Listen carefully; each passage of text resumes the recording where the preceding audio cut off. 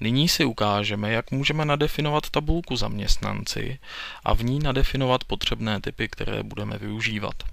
Takže přihlásíme se s uživatelským jménem administrátora, aby jsme se dostali do administrátorské části a mohli tabulku vytvořit. Tabulku zaměstnanci chceme vytvořit na této úrovni, na stejné jako jsou zákazníci, takže klikneme na přidání nové tabulky. Tabulku pojmenujeme zaměstnanci, nic dalšího zde vybírat nemusíme a dáme vytvořit. Podíváme se, tabulka se nám vytvořila zaměstnanci. Takže dáme přidat nějaké podtypy do této tabulky.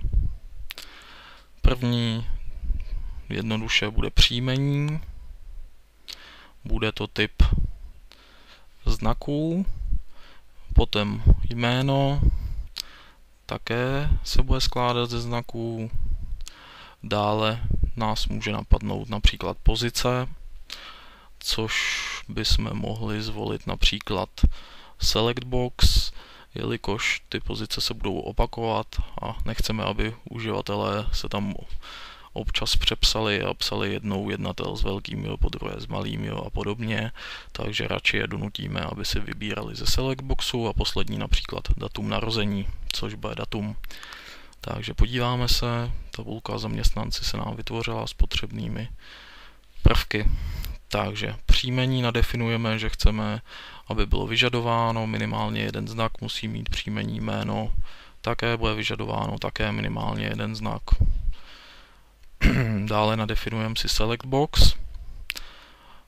Je možné teda pozici vybírat z voleb, které zvolíme, to znamená nadefinujeme tam asistentka, ředitel nebo ředitelka, manažer nebo manažerka a třeba nás ještě napadne jednatel nebo jednatelka. To by prozatím na ukázku stačilo.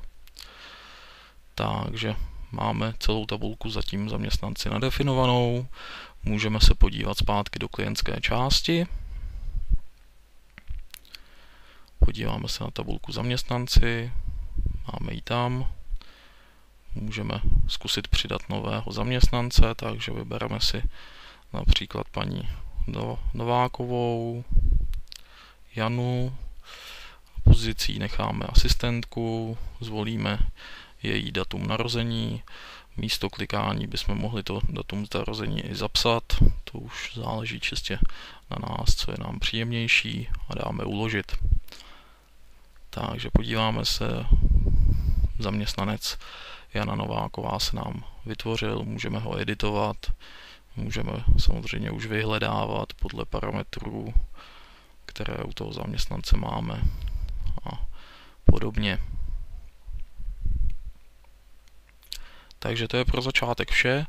A další provázání této tabulky s dalšími tabulkami si ukážeme později.